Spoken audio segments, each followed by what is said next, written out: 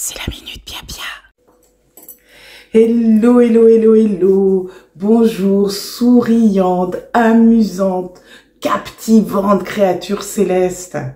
C'est la minute Pia Pia, c'est Félicité. Je suis ravie d'être avec vous aujourd'hui. Comment allez-vous? Allez, on se fait un petit bilan. On se scanne, tête aux pieds. Comment je me sens? Quelle est la météo du jour? Qu'est-ce que je pourrais faire par rapport à ça? Est-ce que je dispose des outils? Et sinon, Éternel, fais parvenir à moi tout ce dont j'ai besoin pour accomplir ma mission aujourd'hui. Et votre mission du jour, c'est d'être heureux. Rappelez-vous ce que je vous ai dit, ce qu'on veut, c'est être heureux. C'est...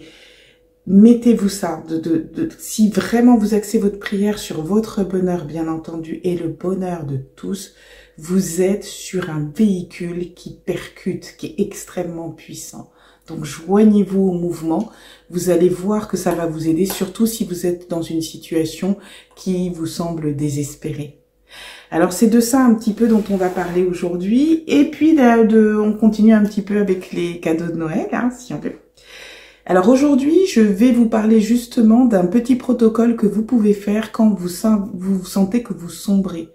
Par exemple, est-ce qu'il vous arrive d'être dans une situation telle que vous avez l'impression que les choses s'accumulent et que vous n'en voyez pas la fin?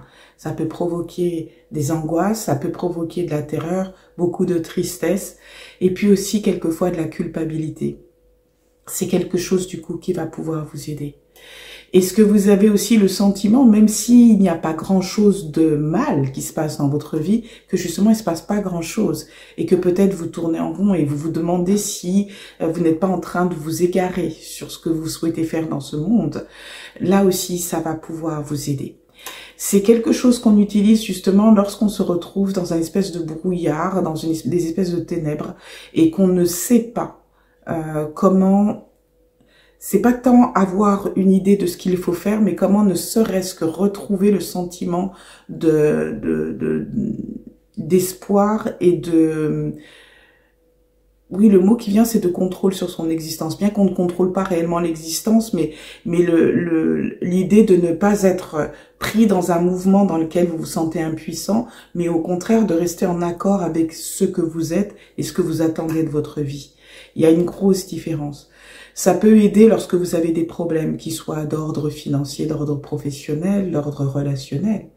Ça peut aider aussi lorsque vous êtes atteinte de maladie ou qu'il y a un désordre au niveau de votre corps pour, si vous suivez un traitement médical, justement que les traitements se retrouvent en adéquation avec ce que vous êtes et qu'il y ait une synergie de votre énergie et du traitement que vous preniez pour pour optimiser la guérison.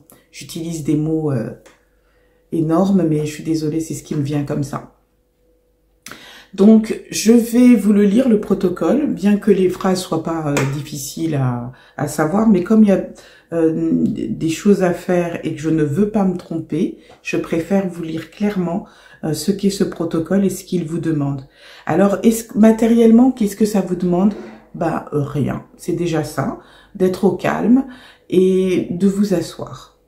Ça, on peut le faire. Comme on dit, ça va être une façon de libérer de l'occulte, c'est-à-dire de ces ténèbres dans lesquelles vous vous trouvez, qui peuvent être provoquées par l'extérieur, vous savez ce que je veux dire, donc qui vous ont été envoyés, mais qui peuvent être aussi provoquées par vous-même. On a expliqué aussi déjà ça, que on peut des fois soi-même s'auto-maudire, en quelque sorte.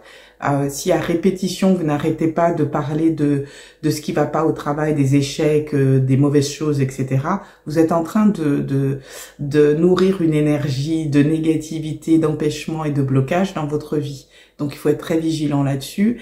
Essayez maintenant, quand vous parlez de ce que vous faites, de parler de choses positives, ou en tout cas des choses qui vont amener une énergie vivante et pas une énergie lourde et un boulet.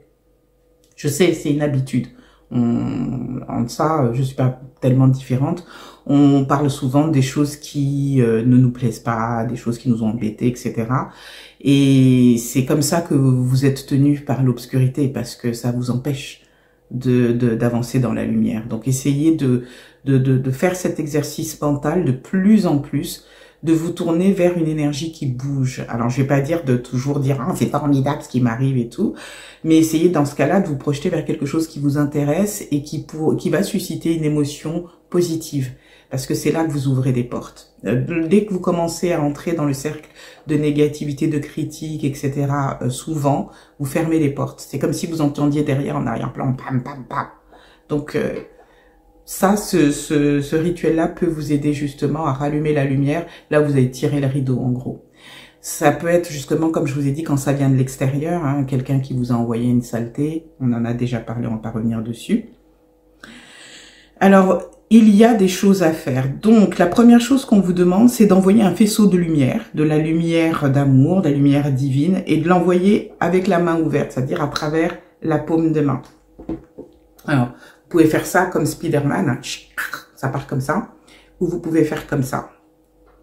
Et vous imaginez vraiment que vous canalisez un ray de lumière qui va partir de vos mains. Et c'est la lumière. Alors, vous pouvez décider que ça part de votre plexus, de votre cœur, que ça vient par le couronne et que ça va par vos mains. Moi, j'aime bien l'idée que ça vient du couronne et que ça vient des racines, c'est-à-dire des pieds, que ça se rejoint au niveau du cœur, ça passe au niveau des bras et ça va dans la main.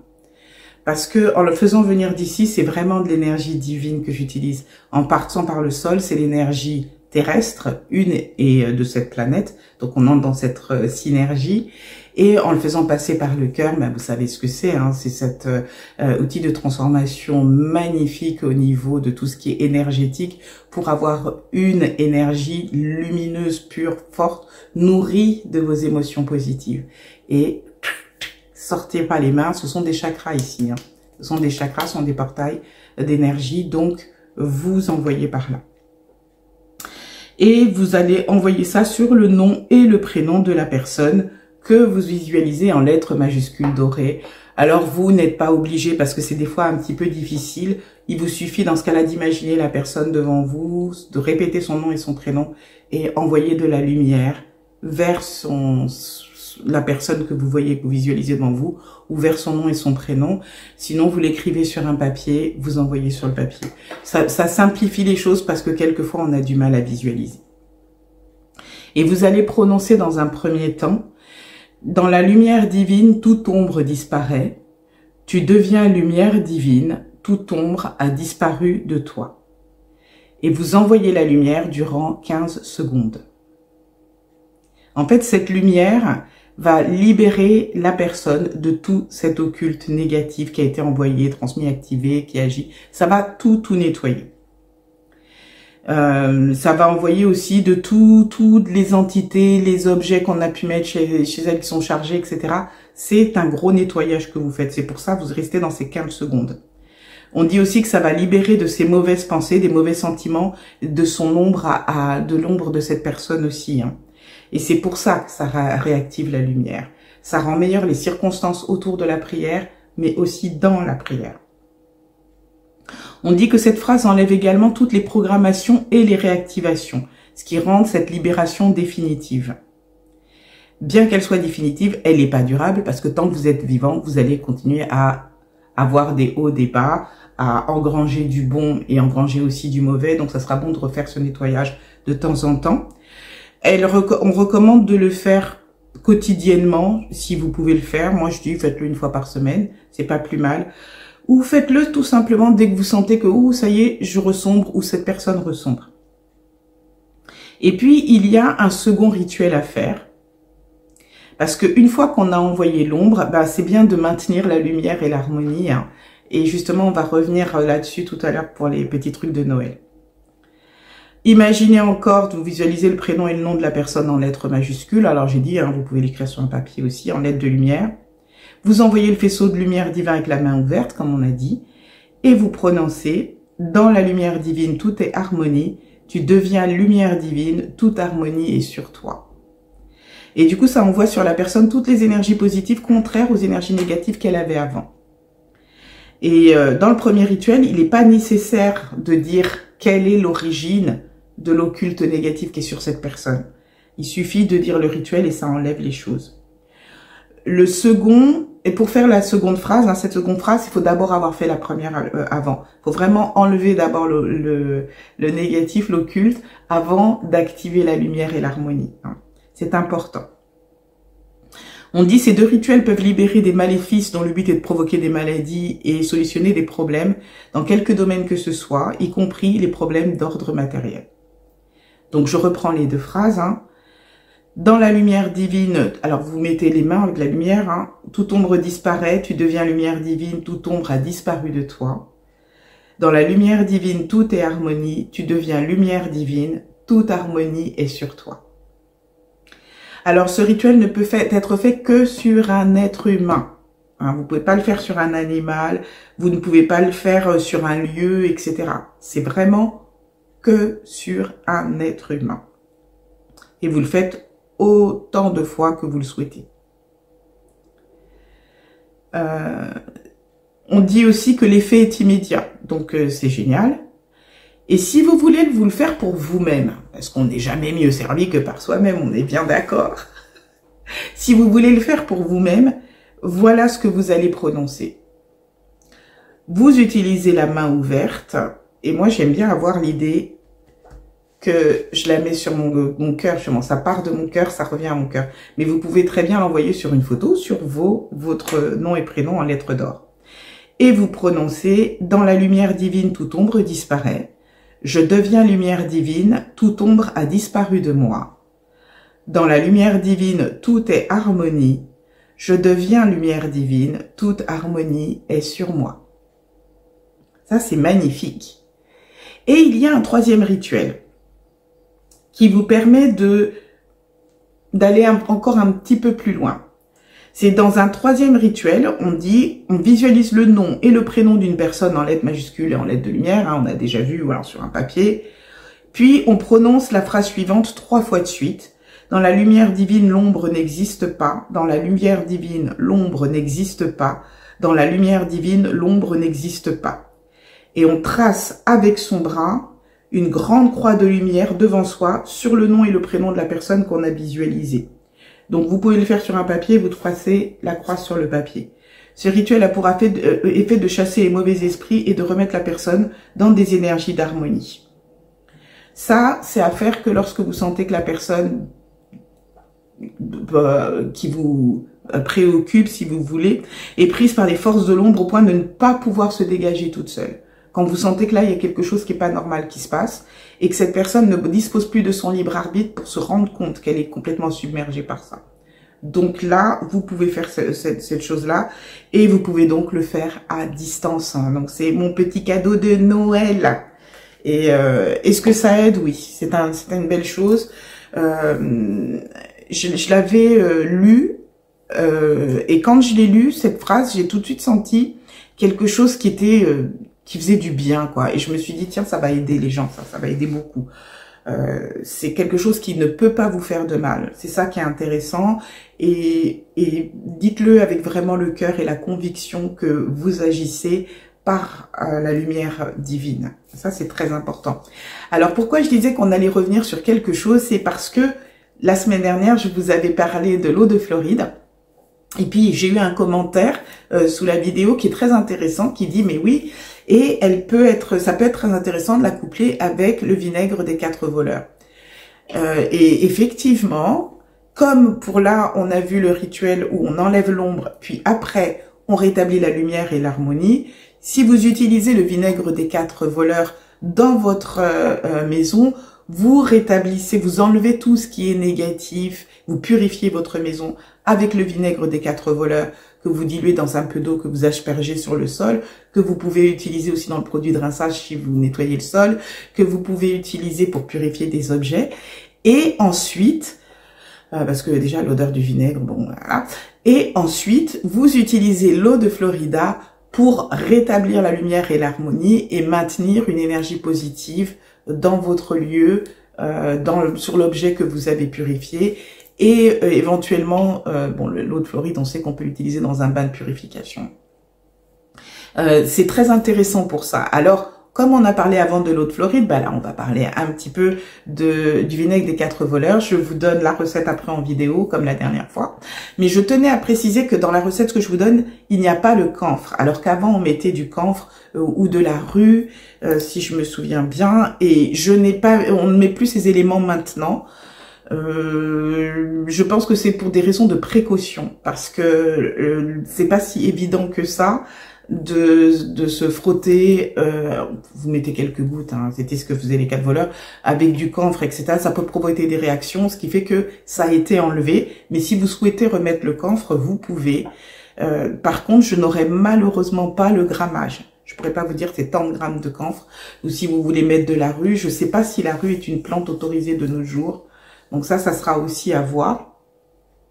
Il y avait aussi de l'absinthe hein, qu'on pouvait utiliser. Donc c'est pour ça que je pense aussi qu'il y a une idée de certaines plantes qui ne sont plus autorisées.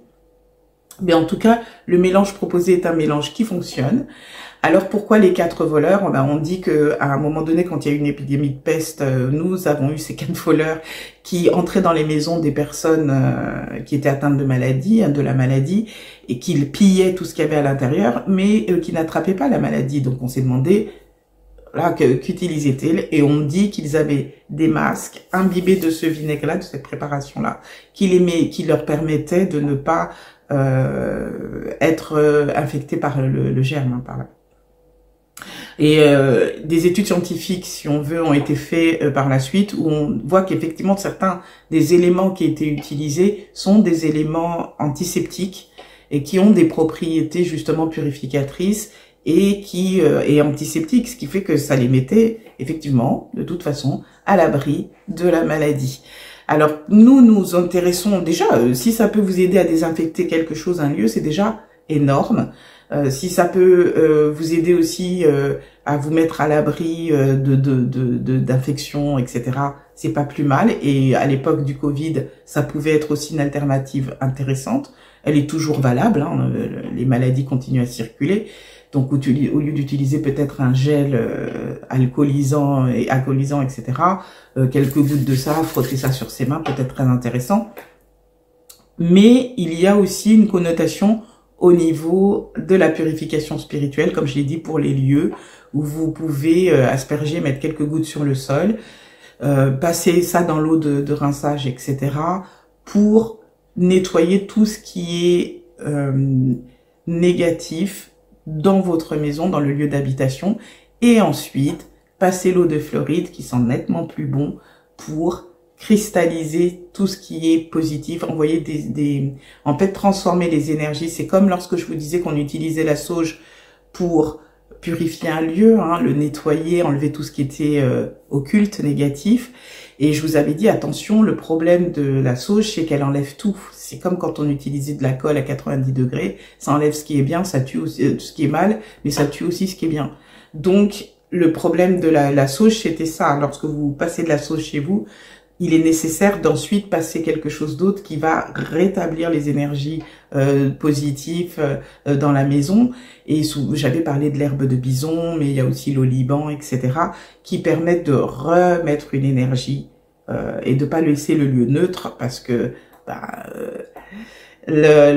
comment on dirait, les terres ne supportent pas le vide. Donc si vous enlevez tout, il va d'abord arriver tout ce qui vibre à la fréquence ici, quoi. Donc des énergies qui sont quand même des fois assez basses. Donc c'est bien de transformer en utilisant des énergies de haute fréquence pour continuer à élever l'énergie du lieu dans lequel vous vivez et être à l'abri de mauvaises surprises. Donc la recette suit. Vous avez des questions, n'hésitez pas. Mais partout sur le net, hein, vous verrez des choses sur les 4 voleurs, mais rarement l'implication, dualité, mais intéressante, hein, complémentarité de vinaigre de 4 voleurs et de l'eau de Florida.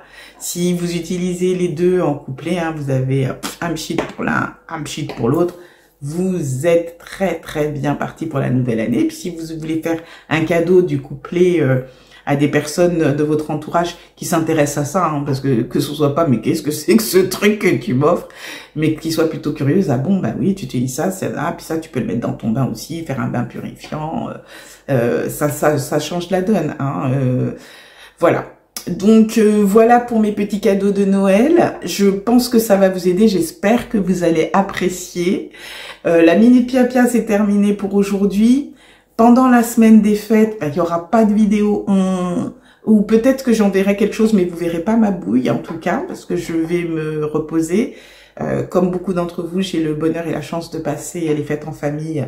Donc je les passe en famille, hein, voilà. Je vous souhaite le meilleur. Je dis bienvenue aux nouveaux abonnés. Je n'en reviens pas d'avoir des gens qui continuent à s'intéresser à ce que je fais. Mais bon, je le fais aussi un peu pour ça. Merci beaucoup. Je rougis. Merci pour la confiance que vous me faites. Vraiment, merci pour vos mots, vos mails. Merci pour vos encouragements. Merci pour les petits pouces. Ça fait vraiment plaisir. Ceux qui ne peuvent pas... Il n'y a pas de problème. Vraiment, je sais pas, je suis contente. Voilà, c'est ça qui compte. Si vous voulez avoir voilà, des petites précisions, vous avez des questions, n'hésitez pas. Vous m'envoyez un mail à feliscoaching@gmail.com. Je réponds quand je peux. Ça, sachez que par contre, je suis prise. Ça ne veut pas tout le temps dire que j'ai beaucoup de choses à faire, mais je suis un être assez contemplatif. Donc, si je sens que je suis submergée, je vais me fermer. Si je sens que ça devient trop, ça va être. J'ai besoin de cet espace où je suis toujours on dirait dans l'enthousiasme, c'est-à-dire in theos asthma, hein, en grec, dans le souffle divin. Et dès que je sens que ça commence à être un petit peu trop plein, je ferme. Donc, ne soyez pas blessés si je n'écris pas. Et puis, si ça met trop de temps, c'est peut-être que j'ai oublié. Je suis un être humain et j'en suis vraiment désolée d'avance. Qu'il y a certainement des gens que j'ai oubliés. Donc, n'hésitez pas à me renvoyer un petit coucou. Tu as peut-être oublié, je t'avais envoyé ci et ça et ça. Je rappelle aussi gentiment que je ne suis pas un gourou. C'est très important. Je ne suis pas un gourou. Je ne vous dirai pas comment vous vivre votre vie. La seule chose que je peux faire, c'est vous aider à vous aider. À découvrir le gourou en vous. En contact toujours avec l'éternel et Dieu, hein, la lumière divine. Mais pas... Félicité ne décide pas de votre existence. Je souhaite ne jamais faire ça. Et je touche du bois parce qu'on sait jamais. Mais ça n'est pas ma fonction. Ma fonction, c'est de partager avec vous les découvertes que je fais pour que ensemble nous puissions justement trouver le moyen de vivre heureux dans ce monde, de nous développer et d'utiliser cette lumière extraordinaire, tout ce qui nous a été donné, qui nous permet de créer une vie en fait, différente de l'expérience que nous avons au quotidien.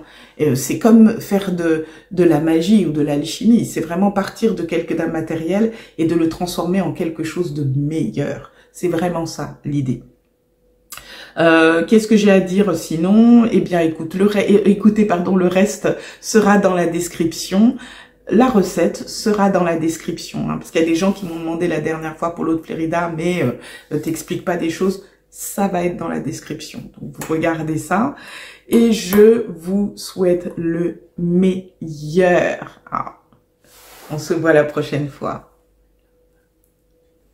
Recette du vinaigre des 4 voleurs. On dit qu'à l'origine, il n'y avait que 4 plantes, une pour chaque voleur. Mais cette recette-ci est modernisée. 30 g de romarin. 30 g de menthe, plusieurs espèces possibles. 30 g de thym ou de serpolet. 30 g d'origan ou de marjolaine. 30 g de sauge. 30 g de lavande, les fleurs. 30 g de feuilles de laurier nobles. 3 g d'ail. 3 g de clous de girofle. 3 g de cannelle de Ceylan. 3 g de muscade. Hacher les plantes, les mettre en pot et recouvrir de vinaigre de cidre jusqu'à ras-bord. Bien fermer et laisser macérer entre 10 jours et 3 semaines, à température ambiante et en agitant régulièrement. Filtrer et embouteiller. Bonne fête!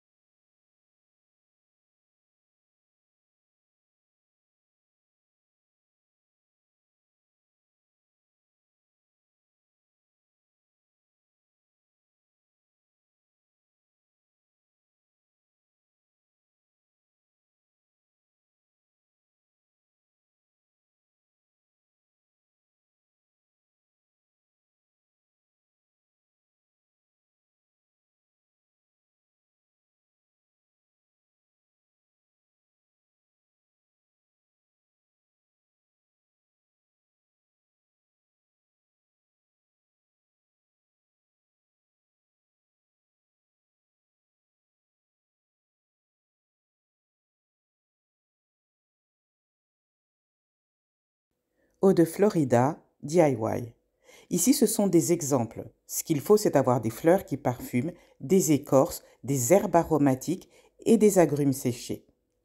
À vous de faire vos compositions de façon à ce qu'elles puissent parfumer l'alcool blanc dans lequel elles vont baigner. Prenons donc de la lavande séchée, de la camomille séchée, des boutons de rose séchés, de la cannelle de Ceylan, de l'anis étoilé, des clous de girofle, du romarin, de la sauge et du laurier, des oranges séchées, du citron séché et du pamplemousse séché.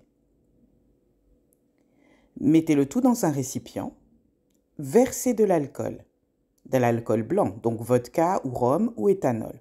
Remplir le récipient, laissez reposer 1 mois et remuer de temps en temps. Filtrez le tout et trouvez un beau récipient. Bonne fête!